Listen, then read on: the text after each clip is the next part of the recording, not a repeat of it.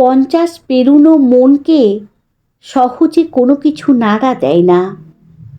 আজকাল সব কিছু বড় আদিক্ষেতা লাগে। অনার্স পড়ার সময় মাত্র 21 বছর বয়সে এ সংসারে পা আমার। পাশের বাসার এক খালাম্মার মাধ্যমে আসা প্রপোজাল। MA পাস ছেলে, ব্যবসায়ী, পরিবার শিক্ষিত, আর্থিকভাবে সচ্ছল। মানা করার তেমন কোনো কারণ ছিল না, তবুও বাবা কেন যেন রাজি ছিলেন না। কারণ জিজ্ঞেস করতে শুধু এটুকু বলেছিলেন, বেশি ভালো ভালো না। আমার কেন যেন প্রথম দেখাতেই তাকে ভালো লেগে গিয়েছিল। শ্বশুর শাশুড়ি, 2 ননদ, 2 দেবর, পরিবারের সবচেয়ে ছোট আমি বড় বউ হব। বিয়ে করলে এখানেই, নয়তো না। কেন সেদিন এমন জেদ করেছিলাম জানি না। পরে জেনেছিলাম ভদ্রলোকও আমাকে আগে দেখে পছন্দ করে তবে প্রপোজাল পাঠিয়েছিলেন। কি যেন বলে, লাভ অ্যাট ফার্স্ট সাইট, সেটাই হবে হয়তো। পরিবারের সবচেয়ে ছোট সদস্য দুম করে বড় হয়ে গিয়েছিলাম সেদিন।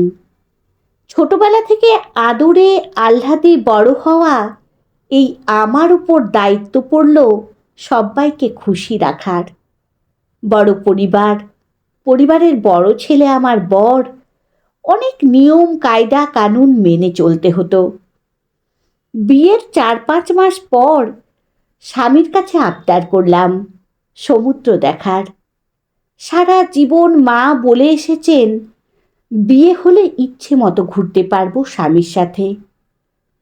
তো উনাকে বলতেই উনি বললেন, এত লোকের মাঝে শুধু দুজন কিভাবে যাব, কেমন দেখায়।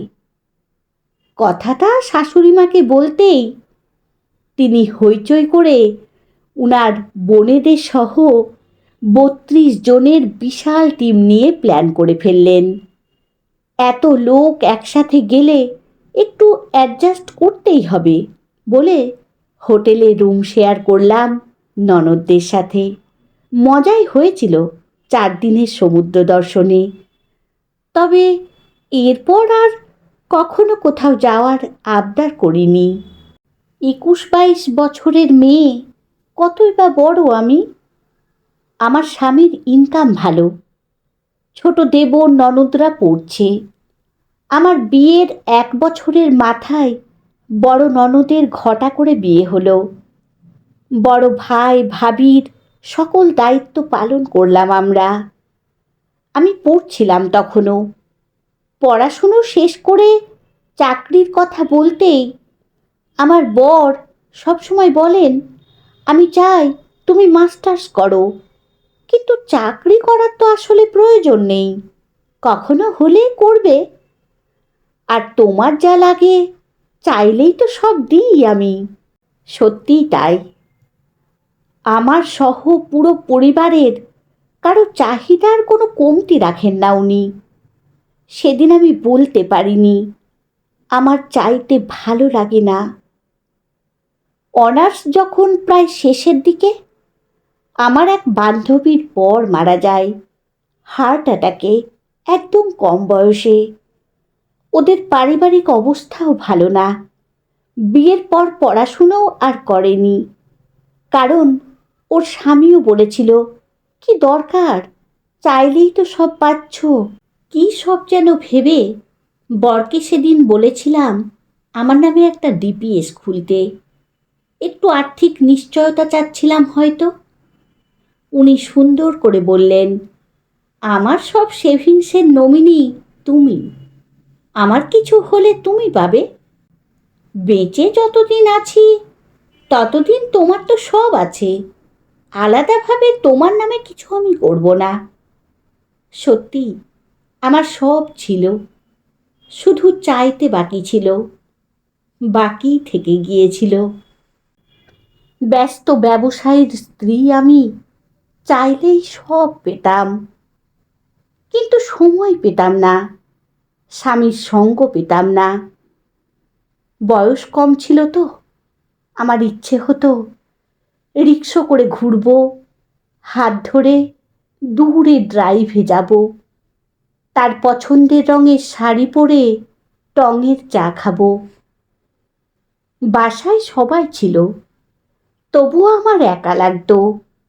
ছেড়ে আসা পরিবারের সাথে না চাইতেও কম্প্যারিজন চলে আসতো। শ্বশুরবাড়িতে খুটখাট হলে কখনো বেয়াদবি করিনি, তবে চেয়েছি উনার সাথে শেয়ার করতে। চেয়েছি সে মাথায় হাত দিয়ে বলুক, মানিয়ে নাও, কি করবে। তার চোখের সামনে ঘটে যাওয়া ঘটনা দেখেও উনি পাশ কাটিয়ে গেছেন। আমার চোখের দিকে তাকাননি, যদি চোখের পানি দেখে ফেলতে হয়। উনার স্ট্র্যাটেজি ছিল চোখ বন্ধ করে রাখা। এটা বুঝতে আমারও বছর 5 লেগে গিয়েছিল। একবার একটা ঘটনায়, আমার ঠিক মনে নাই বললে ভুল হবে, মনে করতে চাই না আসলে, তাকে অভিযোগ করেছিলাম। সব জেনে, সব দেখে, সব বুঝে বলেছিলেন, আমি তো আমার পরিবারের সাথে থাকব, আমাকে থাকতেই হবে, এখন তুমি দেখো তুমি কি করবে। সেদিন বুঝেছিলাম আমি ওই পরিবারের কেউ না। ততদিনে বাবা মাও কেউ ছিলেন না এই পৃথিবীতে। 2 বাচ্চা নিয়ে বিয়ের 10-12 বছর পর নতুন কোনো নাটক আর শুরু করতে চাইনি। বলা হয়নি, আমার 2 মেয়ে। বন্ধুহীন এই শহরে আমরা 3 বান্ধবী। মেয়েরা হবার পর আমার আর কখনো একা লাগেনি। আর একা লাগার সময়টাই বা কোথায়? মেয়েদের স্কুল, কোচিং, পরিবারের রান্না বান্না দেখাশোনা। শ্বশুর মারা যাবার বছর 3 পরই শাশুড়ি মারা যান। দেবররা বিয়ে করে সংসারী, ননদেরাও ভিন দেশে যার যার সংসারে। বড় সংসারটা ছোট হয়ে যায়। 2 মেয়েকে নিয়ে ব্যস্ততায় সংসার করি। মেয়েরা খাবার টেবিলে বসে বাবাকে বলে দেওয়ালের রঙগুলো বদলাতে চায়। ছোট মেয়ের সাদা রুম চাই, সাদা পর্দা, সাদা ফার্নিচার, সব সাদা। বাবা হাসেন, বলে যা ইচ্ছে করো, তোমার বাসা তো তোমার পছন্দেই হবে। বড় মেয়ে লিভিং রুমে লো হাইট ফার্নিচার রাখতে চায়, বোহেমিয়ান স্টাইল না কি যেন বলে। মেয়ের বাবা হাসে, বলে মার সাথে ডিসকাস করে যা তোমাদের ভালো লাগে করো। আহা, ডিসকাস কথাটা কি মধুর। বিয়ের 23 বছর পার হয়ে যাওয়ার পর ইদানিং মাঝে মাঝেই দেখি উনি কিছু করার আগে আমার সাথে ডিসকাস করার কথা বলেন। মেয়েরা বড় হয়েছে, সব কিছুতেই বাবার এই মায়ের মতামত নেওয়ার ব্যাপারটা তাদের খুব ভালো লাগে। তারাও এমন লাইফ পার্টনার চায় যারা তার বাবার মতো তাদের মতামতের গুরুত্ব দেবে। আমি শুধু হাসি, না, মতামত আমি আজও দিই না। এতটা জীবন মতামত না দিয়ে কাটাতে পেরেছি, আর কদিনই বাকি।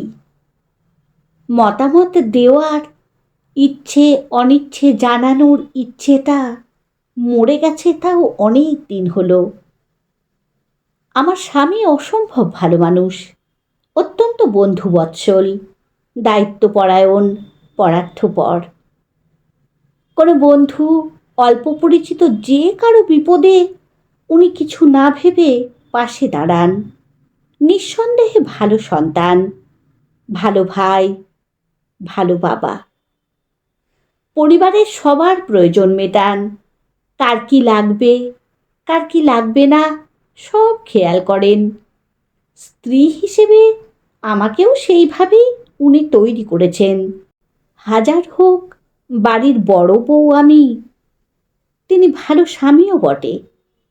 গায়ে হাত তোলা, আমার বাবা মাকে নিয়ে, পরিবারকে নিয়ে আজে বাজে কথা কখনো না।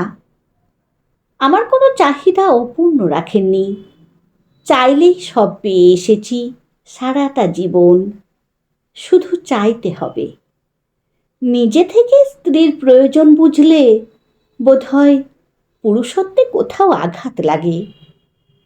কখনো অভিমানে যদি বলেও ফেলেছি, জীবনে দুই একবার শুনতে হয়েছে আমার টিপিক্যাল চিন্তাভাবনা।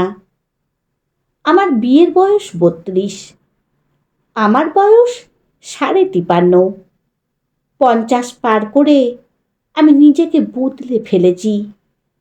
চিন্তা করতে গেলে অনেক টিপিক্যাল চিন্তা আসে মনে, তাই আমি আর চিন্তা করি না।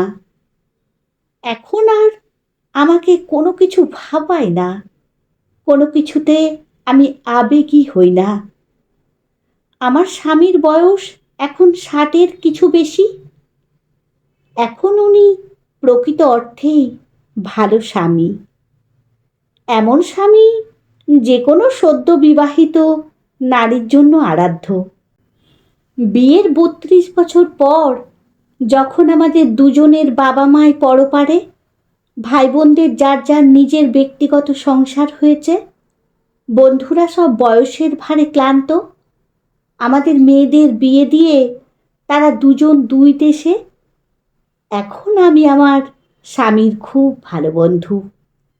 আমার প্রেশারের ওষুধ থেকে শুরু করে এমন কোনো জিনিস নেই উনি খোঁজ রাখেন না। উনি আমাকে নিয়ে বিশ্ব ভ্রমণে যেতে চান। বাড়িটাকে আমার পছন্দের নীল রং করাতে চান। রান্নাঘর থেকে জোর করে এনে বসিয়ে তার নতুন প্রজেক্টের প্ল্যান বলেন। আমার মনে পড়ে যায় আমি তো বিজনেস গ্র্যাজুয়েট। পূর্বাচলের জমিটা বিক্রি করে দিয়ে উনি কী ভেবে যেন পুরো টাকাটা আমার নামে ফিক্সড করে রেখেছেন।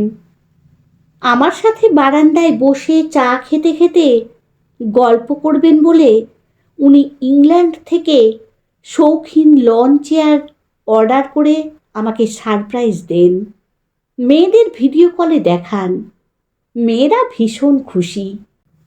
বাবা মা একে অপরকে ভীষণ ভালোবাসে, এই বোধের চেয়ে সন্তানের কাছে আর বেশি কিছু আনন্দের, ভালো লাগার থাকতে পারে না। আমি ওনাকে বোঝাতে পারি না আমার আর বেড়াতে ভালো লাগে না।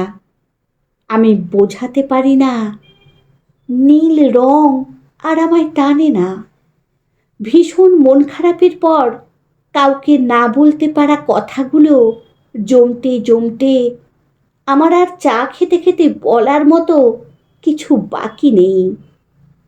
একটা সময় খুব একা লাগতো, কিন্তু একা থাকতে থাকতে আমি আমার নিজের সঙ্গ ভালোবাসতে শুরু করেছি। নিজেকে ভালোবাসতে শুরু করেছি। 30 পেরোনো একটা লেখায় পড়েছিলাম, 30 পেরোনো মন মনের যত্ন চায়। আজ 50 পেরিয়ে আমার মনে হয় মরে যাওয়া মনের যত্নের এখন আর কোনো প্রয়োজন নেই।